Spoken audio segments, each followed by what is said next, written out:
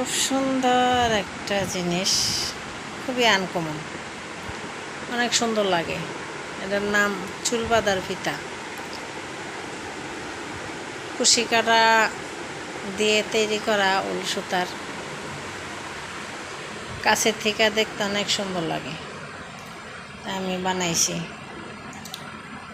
আমি এগুলো অনলাইনে বিক্রি করি।